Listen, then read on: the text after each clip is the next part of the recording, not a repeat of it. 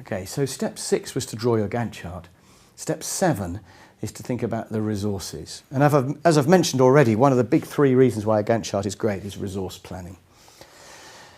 What are your options if you just don't have enough resources? If, when you add up vertically, you find you've got too much going on at once? Well, the first option I mentioned before is to slide some of the floating tasks so that everything doesn't hit you at once. And of course, it's good to know in advance that you've got that problem. You don't want to wait till you get there and suddenly everything hits you at once. So maybe you can move some of those floating tasks, the first option. The second option is just to get more resource, just to get some extra people for a short period when you know you're going to need them. You can hire them in advance so you've got them. The third option is just to take longer. So you could just say, well, we can't do everything at once, we'll have to take longer. And if quality is the key driver rather than time, then that's what you do. Clearly, if time's the key driver, you've got to go for one of those other options of getting more resource in or moving the stuff around. So the first 3 options are sliding the floating tasks, getting more resource, or taking longer on the project. But there is one other choice that you've got, which I've illustrated on here. You could actually change the shape of the tasks. So if it starts off a task that looks like that, it's maybe 2 people for 5 weeks or something like that.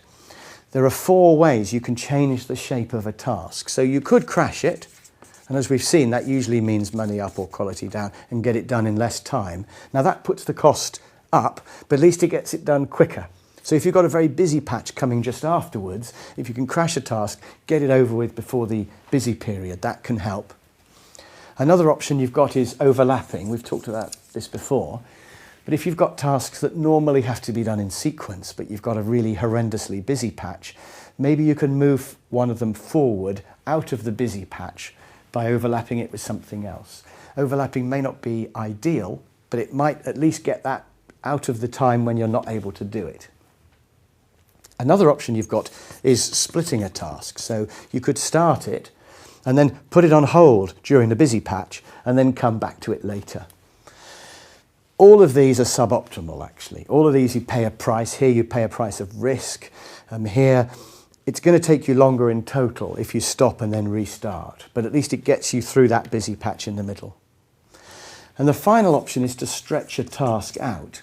And that may seem like an odd thing to do, but what we're saying here is that if it's really a 2-person job and it's going to take 5 weeks, let's say, it might be you can give it to 1 person and they might take 12 weeks, so it's costing you more person weeks in the end.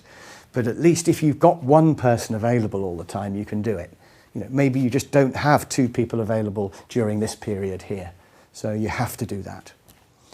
So all of these tricks or cheats, you could almost call them, are possibilities if you just haven't got enough people to be able to do the work.